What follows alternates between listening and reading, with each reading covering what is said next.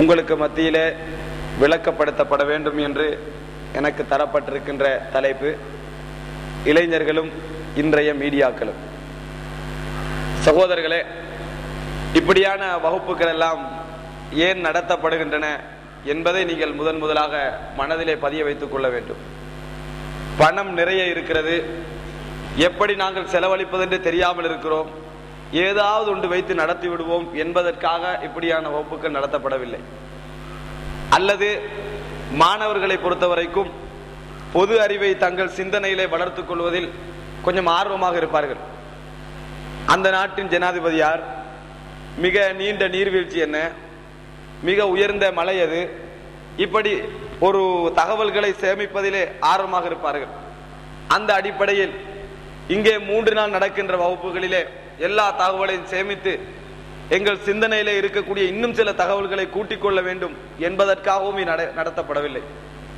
மாற்றமாக எங்களை சூழ உள்ள மாணவர் சமுதாயம், எங்களோடு இருக்கின்ற இஸ்லாமிய மாணவர் சமுதாயம் பேரளவில் மாத்திரம் முஸ்லிம்களாகவும் இருந்துவிடாமல் உண்மையிலேயே இஸ்லாம் எதிர்பார்க்கின்ற ஒரு மாணவர் சமுதாயமாக உருவாக வேண்டும் என்பதற்காகத்தான் இப்படியான வகுப்புகள் ஏற்பாடு செய்யப்படுகின்றன.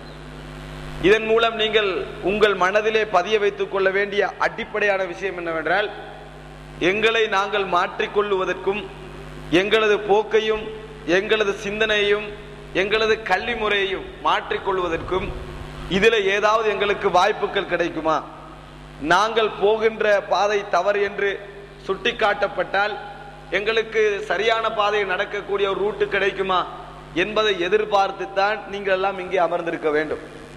மாற்றமாக வேறு நோக்கங்களில் எல்லாம் நாங்கள் ஒன்று கூடினோம் என்றால் எங்களால் இந்த உரையிலே நாங்கள் கூடியதற்கு எந்த பிரயோஜனம் இல்லாமல் போய்விடும்.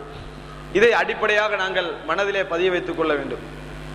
சகோதரர்களே, இஸ்லாமிய மாணவர் சமுதாயம் என்பது சும்மா மாணவர் சமுதாயம் என்று சொல்வதை போன்றல்ல. இஸ்லாமிய மாணவர் சமுதாயம் என்று சொல்லப்பட்டால் அது அல்லாஹ்வும் ரசூலும் எப்படி இந்த இஸ்லாத்திலே இருக்கக்கூடிய இளைஞர்கள் மாணவர்கள் இருக்க வேண்டும் என்று எதிர்பார்க்கிறார்களோ அப்படி இருக்க வேண்டும் என்பதுதான் இஸ்லாமிய மாணவர் சமுதாயம். இஸ்லாமிய மாணவர் சமுதாயம் என்று சொன்னால் அல்லாஹ்வும் ரசூலும் எங்களுக்கு எப்படி இந்த இஸ்லாத்திலே இருக்கக்கூடிய இளைஞர்களும் மாணவர்களும் உருவாக வேண்டும் என்று சொல்லி தருகிறார்களோ அப்படி உருவாகுவதுதான் இஸ்லாமிய மாணவர் சமுதாயம். இஸ்லாமிய மாணவர் சமுதாயம் ஒன்றை உருவாக்குவதற்காகத்தான் அகீதா என்ற ஒரு தலைப்பு தரப்படுகிறது. அதுபோன்று இந்த சமுதாயத்திலே இளைஞர்களுடைய சிந்தனையில் நேரடியாக மாற்றம் ஏற்படுத்தக்கூடிய ஒன்றுதான் மீடியாக்கள். ரேடியோ, டெலிவிஷன், இந்த இன்டர்நெட், பத்திரிகைகள், இன்னும் எதுவைகள்லாம் இருக்கின்றனவோ, எங்களுக்கும் இன்னொருவருக்கும் இடையில் ஊடகமாக எதுவெல்லாம் இருக்கின்றனவோ இவைகள் எல்லாம் மீடியாக்கள்.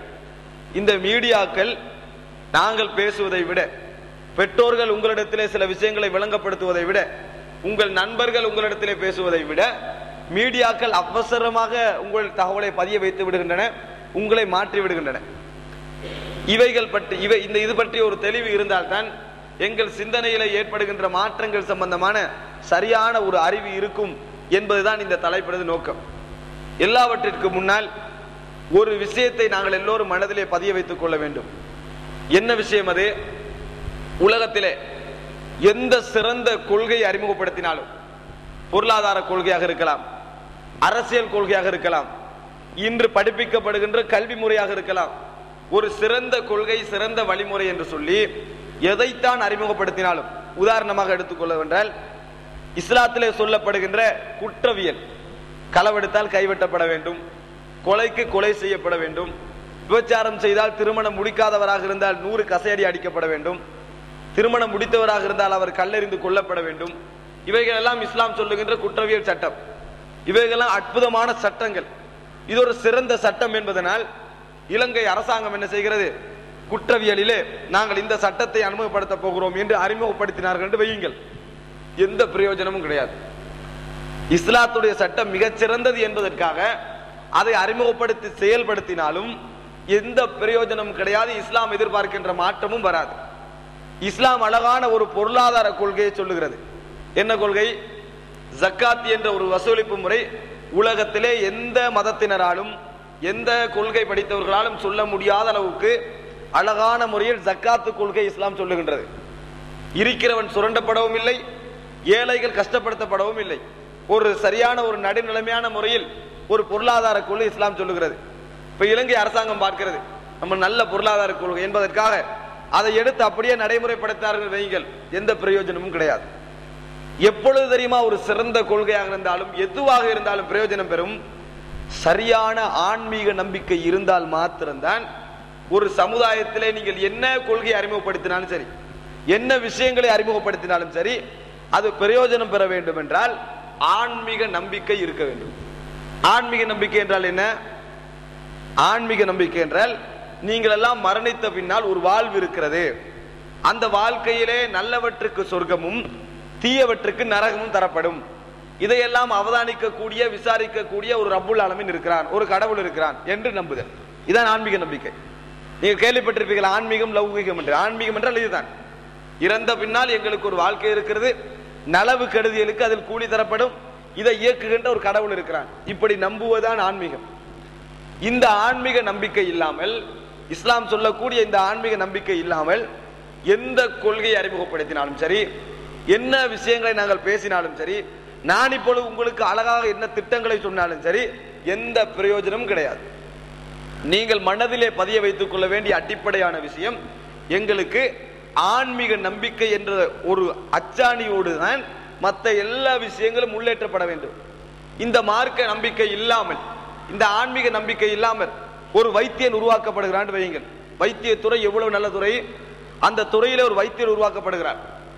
ஆசியா கண்டத்திலேயே அவர்தான் முதல் தரத்திலே நிற்கிறார், அவர்தான் முதல் தரத்திலே நிற்கிறார். ஜனாதிபதி போன்றவர்களுக்கும் என்ன செய்கிறார்? மருத்துவம் செய்கிறார் என்று வைத்துக் கொள்ளுங்கள். இவரால் இந்த சமுதாயத்தில் எந்த அளவுக்கு பிரயோஜனம் தேவையோ அந்த அளவு எடுக்க முடியாது. ஏன் எடுக்க முடியாது தெரியுமா? இவர் என்ன செய்வார் என்றால், நைட் 8 மணிக்கு பின்னால் தனது இந்த மெடிசின் இதை மூடிவிடுவார், மருத்துவம் கொடுக்கின்ற கன்சல்ட் இதை மூடிவிடுவார் மாத்திரமல்ல, அவர் விஐபி மார்களுக்கு மாத்திரம் அதை திறந்து விடுவார். யாருக்கு? மிக முக்கியமான ஆட்களுக்கு மாத்திரம் என்ன செய்யப்படும்? அவருக்கு கதவு திறக்கப்படும். ஒரு சாதாரண ஏழை போய் கதவை தட்டினால் திறக்கப்பட மாட்டாது. நீங்கள் போய் நாளைக்கு வாருங்கள், ஹாஸ்பிட்டலுக்கு போங்கள், அங்க டெஸ்ட் பண்ணுங்கள், அட்மிட் பண்ணினால் நான் நாளைக்கு வருவேன், வந்தா பார்த்துக் கொள்வோம், இப்படித்தான் பேசுவார்கள். இதை தவிர வாருங்கள் என்று சொல்லி வரவேற்கின்ற நிலைமையில் இருக்க மாட்டார்கள். ஏன்? அவர்கள் நாளை மறுமையில் எனக்கு இதில் நன்மை இருக்கிறது என்கின்ற சிந்தனையோடு இந்த வைத்தியத்துறை அவர்களது மனதிலே ஊட்டப்படவில்லை. உலகத்திலே எனக்கு செல்வாக்கும் பணமும், இந்த சிந்தனையோடு அந்த வைத்தியத்துறை ஊட்டப்பட்டால் எந்த பிரயோஜனமும் கிடையாது. இப்போ உங்களிடத்திலே ஆசிரியர்கள் கேட்பார்கள், எதிர்காலத்தில் உங்கள் லட்சியம் என்ன?